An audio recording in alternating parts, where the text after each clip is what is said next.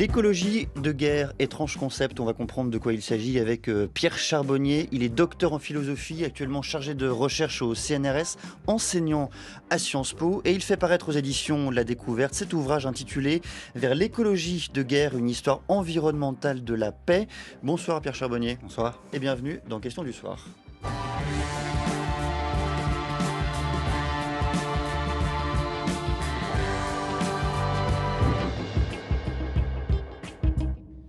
L'écologie de guerre, Pierre Charbonnier, tout est contre-intuitif, il faut le dire, dans ce concept. L'écologie, c'est plutôt la guerre. La pollution, c'est plutôt la paix. Là, je le résume à la serpe. Mais expliquez-nous de quoi il s'agit. Bah oui, écoutez, malheureusement, on vit dans un monde de paradoxes, un monde de dilemmes. L'histoire marche pas très droit. Et c'est vrai que quand on regarde très simplement le moment dans l'histoire où se démultiplie la quantité d'énergie, d'eau, de pesticides, de tout en fait, de ressources qu'on utilise, cette accélération se produit après la Seconde Guerre mondiale. Il y a une augmentation très lente tout au long du 19e, début du 20e. Et après la Seconde Guerre mondiale, il y a une décision qui est délibérée, qui est volontaire, qui est exprimée dans des textes. Le plus connu de ces textes, c'est la déclaration Schuman de 1950, mais il y en a d'autres, le plan Marshall, etc. Consiste à dire, si on veut que les nazis ne reviennent jamais, il faut noyer tout le monde dans le pétrole, le gaz, le charbon, parce que ça augmente les forces productives, ça crée des liens commerciaux entre les nations, ça sort les gens de la misère et donc ça fait tomber les rancœurs, les jalousies, et ça crée du ciment entre les nations. Donc il y a vraiment l'idée, Schuman appelait ça la solidarité de production. Et donc l'exemple le plus évident, la traduction la plus évidente, c'est évidemment la communauté économique du charbon et de l'acier. Oui, voilà, c'est nous, en Europe, on vit vraiment dans un projet politique qui a les deux pieds enracinés dans cette idée qu'il faut produire pour pacifier les relations internationales. Bon, en fait, cette idée est très ancienne. Dans la Bible, déjà, vous avez l'idée, enfin, ce passage assez connu, qui dit qu'il faut faire fondre le métal des sabres pour faire des charrues. Ça, c'est déjà dans la Bible. Mm. Donc, hein, on passe de l'effort de guerre à l'effort productif, si on peut dire. Et puis la grande époque de cette idée, en fait, de ce pacte entre pacifier et produire, c'est le 19e siècle. L'empire colonial britannique au 19e siècle se considère comme l'avant-garde d'un projet de recréation industrielle du monde. On pose des chemins de fer, on construit des ports, on extrait du charbon bien sûr et on le commerce. Tout ça pour faire avancer un projet de civilisation qui vise en fait à supplanter les élites aristocratiques guerrières par des élites bourgeoises, Mm. capitalistes, productives. Et pendant très longtemps, cette idée qu'en fait il fallait produire, changer le monde pour le moderniser, pour l'améliorer, était vraiment voilà, un des socles de légitimité et d'efficacité du projet moderne, jusqu'au moment, un petit peu plus proche de nous, où on commence à se rendre compte que ce socle de légitimité, ça veut dire aussi changement climatique, pollution, crise globale. Alors ce concept d'écologie de guerre, Pierre Charbonnier, est-ce qu'il est opérant pour comprendre l'actualité? Un exemple, allez, très concret, la guerre en Ukraine, est-ce qu'elle a permis d'être un petit peu plus écologique que le temps de paix qui la précédait? Alors, donc, dans les grandes lignes, on vit encore dans ce que dans le livre j'appelle avec certains collègues la paix de carbone, c'est-à-dire hein, ce système que je viens de décrire. Pour fonctionner ensemble, il faut produire, il faut consommer. Euh, L'alternative qui avait été conçue historiquement à partir des années 70, c'est dire on va essayer de créer une arène de concertation internationale pour transcender les clivages géopolitiques et inventer les moyens de partager la planète, hein, de protéger le commun global. Mais ça ne marchait pas très bien. C'est assez intuitif, ça pour le coup, il n'y a pas Mhm. vraiment de dilemme de ce côté-là.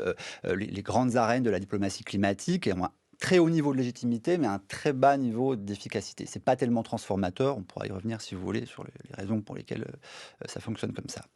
Et puis, il y a un tournant vraiment très profond dans les années 2020, donc tout proche de nous, dont l'exemple le plus caractéristique est la guerre en Ukraine, où on se rend compte que les acteurs géopolitiques, les grands États, les grandes puissances, au lieu de considérer que freiner l'économie pour soulager la planète, c'est un sacrifice, se mettent à penser que décarboner l'économie, c'est un atout géopolitique. Et le cas type, c'est quand, après que l'armée de Vladimir Poutine envahisse l'Ukraine, l'Union européenne dit, eh ben nous, on va saper l'effort de guerre de Poutine et en même temps faire avancer nos politiques climatiques, parce que l'effort de guerre de Poutine, ça tient à quoi? Essentiellement du gaz et du pétrole.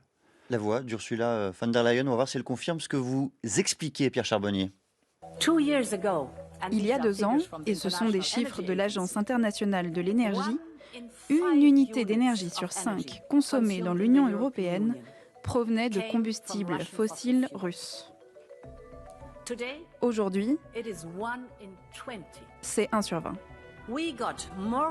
Globalement, nous avons reçu plus d'énergie provenant des énergies renouvelables de l'Union européenne que de la Russie.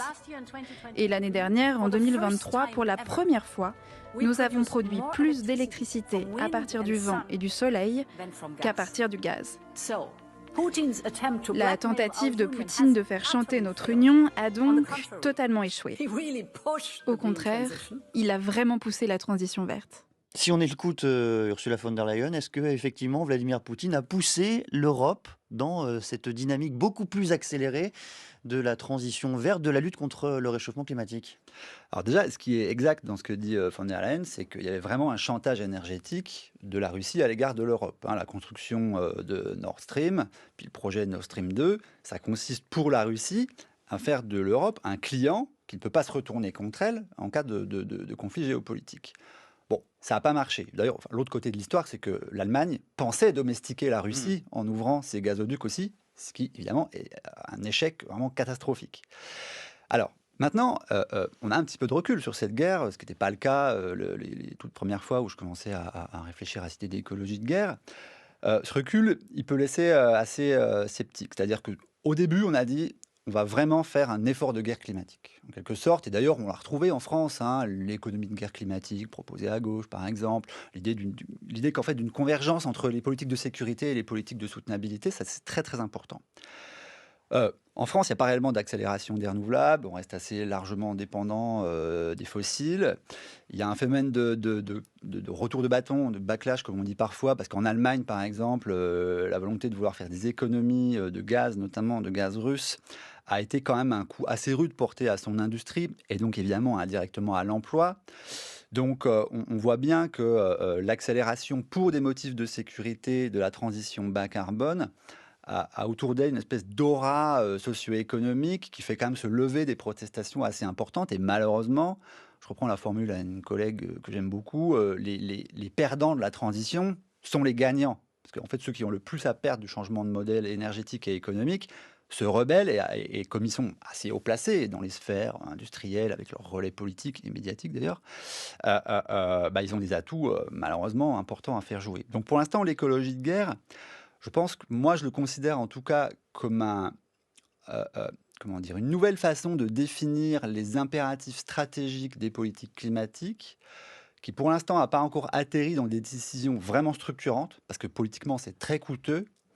Par contre, ce que moi je retiens, c'est qu'on ne pourra plus jamais faire des politiques climatiques comme avant. Est-ce que l'autre point aussi, l'autre conclusion peut-être des mots d'Ursula von der Leyen qu'on vient d'entendre à l'instant, ce n'est pas au fond que désormais la démarche climatique, le volontarisme écologiste, ils se fondent d'abord et avant tout non pas sur une démarche éthique, comme on l'a longtemps imaginé, sur une démarche presque, j'allais dire, morale à l'égard de la Terre et du système vivant, mais bien plus désormais pour des raisons géopolitiques. C'est la géopolitique qui va susciter la démarche écologiste. Ouais, c'est exactement ça, et c'est à la fois une promesse et un risque. C'est-à-dire que tant qu'on est dans des politiques climatiques, comme vous dites, éthiques, consensuelles, c'est assez beau, c'est assez noble. Apolitique même souvent. Assez souvent, c'est discutable, parce qu'au fond, c'est profondément libéral, donc quand même assez politique. Il y a toute l'idée derrière qu'on va régler les problèmes sans changer le jeu géopolitique à travers des marchés carbone notamment. Mais bon. Où j'en étais, pardon. Vous étiez en train de nous expliquer justement que cette démarche, elle était de plus en plus monitorée par une dimension géopolitique. Donc on fait de la géopolitique pour le climat, et c'est très efficace parce que ce qui est en jeu en général, c'est la souveraineté, l'indépendance, la croissance. On fait la transition post-carbone, post-fossile, en se disant qu'il y a un intérêt, c'est-à-dire que ça va consolider la puissance au lieu de la fragiliser. Par contre, la contrepartie négative, ou disons le risque qu'on peut voir là-dedans, par exemple, le cas typique aujourd'hui, c'est la stratégie américaine des politiques climatiques, ça consiste à dire, nous ne ferons la transition que si celle-ci nous permet de maintenir notre hégémonie géopolitique. C'est-à-dire, le passage d'un régime énergétique et économique à un autre est conditionné au renforcement de la position de dominance géopolitique des États-Unis. Ce qui veut dire, par exemple, que on ne fera de la batterie, de l'électrification, de la décarbonation, que si ce sont des marchés américains. Et on va punir la Chine. Alors l'Europe, pour l'instant, ce n'est pas le cas, mais ça pourrait très bien se produire, si par exemple Trump était élu. C'est-à-dire qu'on va faire un protectionnisme climatique qui vise à freiner la décarbonation des autres pour se faire une place sur ces marchés-là. Et là, évidemment, on se rend compte qu'au lieu de se battre sur une ligne de fracture qui est fossile, post-fossile, on se bat sur une ligne de fracture qui est les intérêts d'un bloc contre les intérêts des autres à l'intérieur de la transition. Et là, évidemment, c'est complètement contre-productif et possiblement aussi générateur de conflits. Je voudrais citer l'un de vos mentors, Pierre Charbonnier, que vous citez vous-même d'ailleurs dans cet ouvrage qui vient de paraître aux éditions de la Découverte. Il s'agit de Bruno Latour. Je le cite, « La paix civile entre États a été obtenue au prix d'une guerre invisible et totale contre les territoires. » Fin de citation. Qu'est-ce que cela veut dire concrètement, ce que explique là Bruno Latour? Oui, c'était tout simplement une des premières formulations philosophiques, encore assez spéculatives chez Latour à ce moment-là, parce que ça fait plus d'une dizaine d'années qu'il a écrit ça. L'intuition presque. Latour était très très fort pour ça. D'ailleurs, ce livre est en partie le résultat de... En réalité, je vais vous dire, quelques jours après le début de la guerre en Ukraine, Bruno Latour m'envoie un mail en me disant « Mais tu te rends compte, on va peut-être se passer du gaz de Poutine avec cette guerre. Qu'est-ce que tu en penses? Si tu écris quelque chose, raconte-moi. » Bon, voilà, c'est trop tard, malheureusement, il est mort. Mais c'est le résultat de ces réflexions qu'en réalité, j'avais commencé avant. Donc Latour avait bien compris que ce qu'on appelle parfois, quand on fait de la philo, le système westphalien, la coexistence entre des États indépendants, avait trouvé comme clé de son succès l'intensification des échanges commerciaux et notamment des échanges commerciaux énergétiques pour une raison très simple, c'est qu'en fait, il y a une angoisse qui traverse la pensée politique moderne, c'est le manque, c'est la rareté, on crève de faim, quoi. Et quand on est mal dans son territoire, mal dans ses ressources, souvent la solution qui est recherchée, c'est la guerre. On va chercher de la terre chez les autres ou le colonialisme. Et donc, cette période a animé en fait la vie politique moderne pendant plusieurs siècles, jusqu'au moment où en fait on a pu considérer que les énergies fossiles pouvaient signifier la fin de la guerre, tout simplement parce qu'au lieu d'aller chercher des ressources chez les autres, on allait les chercher dans son sous-sol. Elles sont tellement concentrées, tellement efficaces, on a des ingénieurs qui permettent d'en libérer toutes les forces, qu'en fait, ce qui permet la dominance, c'est pas l'extension territoriale du pays, c'est en fait le développement technologique des moteurs, c'est en fait la recherche, quoi, tout simplement. L'exemple type de cette trajectoire-là, ce sont les États-Unis, aujourd'hui la Chine. Malheureusement, si on continue à associer comme ça sécurité et développement énergétique, on est cuit, littéralement. Donc on est obligé de garder du passé l'idée qu'il n'y a pas de paix sans infrastructure. On ne fait pas la paix comme ça par déclaration, je vous aime, je renonce à mes intérêts. Il faut un ciment réel physique qui associe les nations entre elles. Donc dans le passé, c'était les fossiles. Aujourd'hui, on n'a pas d'autre choix que d'inventer des infrastructures de paix durables. Je voudrais vous faire réagir, Pierre Charbonnier, aux propos tenus par l'un de vos collègues. Il s'appelle Jean-Baptiste Fressoz et a priori, il n'a pas l'air d'accord avec cette corrélation établie entre paix et pollution, entre guerre et écologie. En tant qu'historien des techniques, moi, ce qui me frappe, c'est de voir à quel point les grandes technologies qui nous ont mis dans la trajectoire de l'Anthropocène sont issues des militaires. Alors là, vous avez par exemple un avion qui jette des pesticides. Vous avez en fait la rencontre de deux technologies militaires. L'aviation, c'est une technologie militaire de ses débuts jusqu'aux années 1960, si vous voulez. L'avion a d'abord servi à transporter des bombes avant de transporter des passagers, évidemment. Les pesticides, c'est une technologie qui est héritée des gaz de combat de la Première Guerre mondiale. Donc les militaires, parce qu'ils nous ont appris à tuer les humains, c'est un peu ça leur compétence spécifique, nous ont appris à tuer le vivant en général. Mais il y a plein d'exemples. La pêche, par exemple, la pêche industrielle est complètement héritière des technologies de la Seconde Guerre mondiale. Les filets en nylon qui servent à faire d'immenses filets traînants, le nylon, c'est une technologie développée par Dupont au départ pour les parachutes. Si vous prenez le sonar, ça sert d'abord évidemment à détecter des sous-marins, ensuite à détecter des bancs de poissons. Le GPS de nos jours qui rend la pêche beaucoup plus efficace, c'est des technologies de la guerre froide qui servent à guider les bombardiers, les missiles, etc. Donc on a vraiment un lien intrinsèque entre le fait militaire et la destruction environnementale. C'est frappant quand on écoute Jean-Baptiste Fressoz, il se situe à peu près à la même échelle échelle de temps que vous, c'est-à-dire allez, le XXe siècle, et il en vient à des conclusions totalement différentes. Lui, il semble croire plutôt à l'écologie de paix. Alors, en fait, ce que explique Jean-Baptiste Fresso dans l'extrait est pas du tout contradictoire avec ce que j'explique moi. Alors expliquez-nous. Pas du tout. C'est même en fait tout à fait cohérent. C'est tout à fait exact que, enfin, je veux dire, sur ce point, la recherche historique est complètement consensuelle. Tout à fait exact que c'est massivement en temps de guerre que les grandes technologies productives connaissent des accélérations dans leur développement, dans leur amélioration. C'est tout à fait le cas des technologies qui entourent le charbon pendant la Première Guerre mondiale, tout à fait le cas des technologies qui entourent le pétrole pendant la Seconde. Et c'est vrai, ça a été l'objet d'un livre récent, mais peu importe, que les systèmes militaires ont joué un rôle absolument crucial dans le déploiement de ces infrastructures fossiles en temps de guerre. Par contre, ce qui fait qu'un pays, la France, l'Allemagne, les États-Unis, le Japon, devient un gigantesque consommateur d'énergie, c'est le fait qu'il soit en paix. Un pays en guerre, c'est un pays où la population se rationne, on circule moins, on fait un effort pour réserver les ressources à l'effort militaire. Donc, c'est des économies stagnantes, les économies de guerre pendant la guerre. Par contre, une fois que ces infrastructures sont conçues pour l'effort de guerre et qu'elles sont en quelque sorte recyclées pour le monde civil, là, elles deviennent formidablement efficaces, elles se démultiplient, elles accélèrent. Je pense vraiment pas que Jean-Baptiste Fresso me contredirait sur ce point. Il suffit de regarder encore une fois la courbe de la grande accélération.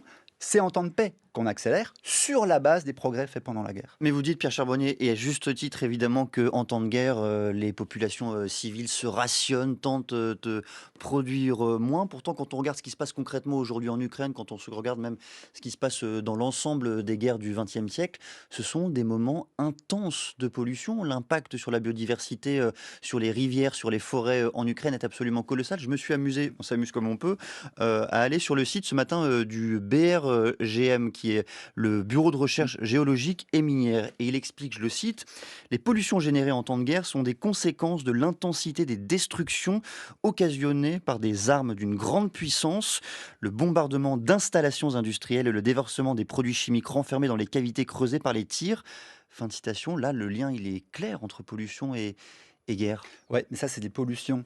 La bombe climatique, c'est les villes tentaculaires d'Europe, d'Amérique du Nord, d'Asie, dans lesquelles les gens, chaque matin, allument le moteur à combustion interne de leur voiture pour aller au travail, pour emmener leurs enfants à l'école. C'est ça qu'en fait, qui est formidablement contre-intuitif et dangereux dans la crise climatique. C'est que c'est en faisant des choses extrêmement anodines qu'on produit des conséquences extrêmement graves.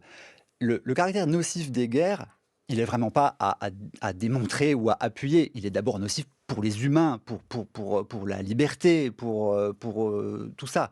Plus avant tout, plus que pour la nature. Ce qui détruit le tissu vivant de l'atmosphère et de la surface proche sur laquelle on vit, c'est des choses qui ne sont pas violentes, en fait. Et c'est pour ça que c'est si compliqué à arrêter. S'il y avait C'est quoi concrètement ce que s'il vous y avait évoquez là un alignement entre les choses terribles qu'on se fait les uns aux autres et les conséquences environnementales, alors ce serait très simple d'arrêter. Vous voyez.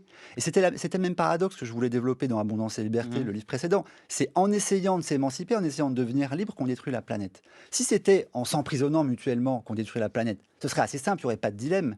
Enfin, la voie pour s'en sortir serait assez facilement tracée. Ça n'est pas le cas. Et ben, c'est la même chose avec le système international. Il y a une compétition pour les ressources, pour la productivité, qui se fait au nom du maintien du statu quo géopolitique. Et une des conséquences, c'est que décarboner une économie, ça va vouloir dire, et là aussi je pense que ni Fresso ni d'autres ne me contrediraient, ça va aller de pair avec une redistribution des cartes géopolitiques. Les pays producteurs de pétrole qui vont perdre en influence, d'autres qui vont gagner, une renégociation des termes du contrat implicite entre les pays développés et les pays moins développés. C'est ça qui se joue entre nous, entre l'Europe, l'Inde, les grands pays d'Afrique, d'Amérique latine, d'Asie, etc. Et bien sûr entre les grandes puissances, États-Unis, Europe, Chine. Moi, c'est le livre que j'ai voulu écrire, c'est un livre qui à la fois retrace une très longue histoire de la structuration mentale collective de nos sociétés, qui aboutit au moment où tout change. On ne peut plus garder le même schéma mental et le même schéma institutionnel, parce que la crise climatique change tout. Est-ce que l'écologie de guerre, ce concept-là que vous avez participé à forger, se décline dans d'autres domaines? On se dit en vous lisant que l'exemple le plus flagrant se trouve peut-être ailleurs. C'était notamment la crise sanitaire, la lutte contre le Covid. Est-ce que c'est pas le grand moment où on a diminué nos niveaux de production, où on s'est rendu compte qu'en fait, il était possible de se restreindre très très largement avec un impact direct, parfois même visible, pour ceux qui avaient cette chance-là, visible sur la biodiversité?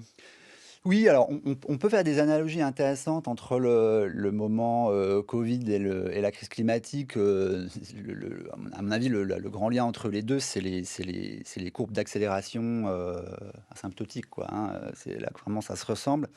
Par contre, ce qui est absolument singulier dans la crise climatique et planétaire, disons en général, c'est le fait qu'on touche à ce qui constitue la colonne vertébrale du système économique et donc l'emploi, et cetera. Dans le cas du Covid, on s'est confiné quelque temps pour essayer de freiner le développement du microbe et gagner du temps en produisant des virus, ce qu'on n'a pas si mal que ça réussi à faire finalement, même si c'était était quand même au prix de beaucoup de privations et aussi de morts. Dans la question, climatique, on ne peut pas se confiner indéfiniment pour arrêter de brûler des fossiles. Va bien falloir inventer une autre manière de vivre, de bouger, de manger, de produire, d'habiter. Parce que sinon, l'alternative, c'est soit il n'y a pas d'avenir, soit on est effectivement tous, comment dire, assignés à résidence, mais pour le coup indéfiniment, parce qu'évidemment, personne ne peut accepter. Donc là, c'est l'ensemble de l'intelligence technique, Mmh. sociale et géopolitique qui est en jeu. C'est pour ça que c'est un défi intéressant pour les gens comme moi qui font de la philosophie ou des sciences sociales. Et c'est intéressant aussi parce qu'on voit l'ordre politique mondial bouger selon ces lignes. Un autre point passionnant que vous mettez en lumière dans cet ouvrage, Pierre Charbonnier, c'est l'idée selon laquelle, dans ces moments-là de l'histoire, une responsabilisation est portée sur les populations civiles, en particulier sur les individus. C'est à eux qu'on fait porter la responsabilité, une grande partie de la responsabilité de l'écologie de guerre. Alors expliquez-nous pourquoi, et est-ce que c'est pas contradictoire justement avec l'idée selon laquelle peu devrait reposer sur les individus, beaucoup sur les systèmes en général? Oui, bon, ça c'est vrai que c'est la réponse normale pour les gens qui font des sciences sociales, c'est qu'on on préfère raisonner au niveau des systèmes, des totalités politiques, C'est plutôt que notre biais, ouais. des subjectivités. C'est pas qu'un biais, c'est normal et c'est très important parce que à partir du moment où c'est l'État souverain qui dit, pour moi, c'est un impératif de sécurité de décarboner, ça veut dire que c'est son initiative et qu'il ne peut pas reporter la responsabilité seulement sur l'individu.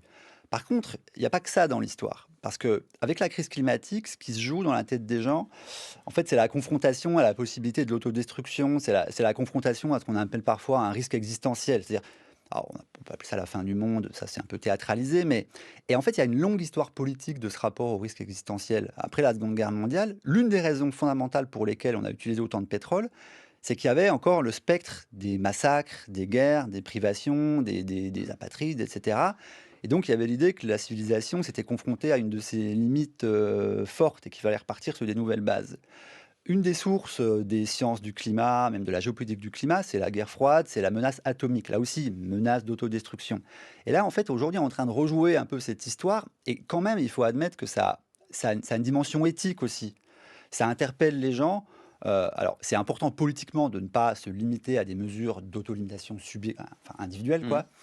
Mais le fait que ça touche les structures éthiques du comportement ordinaire, je pense qu'il ne faut pas le laisser de côté quand même. Parce que on est les héritiers, voilà, d'un projet historique qui a connu des faillites monumentales. On est en train d'en reconnaître une. Et c'est intéressant de faire le lien de continuité entre ces grandes faillites.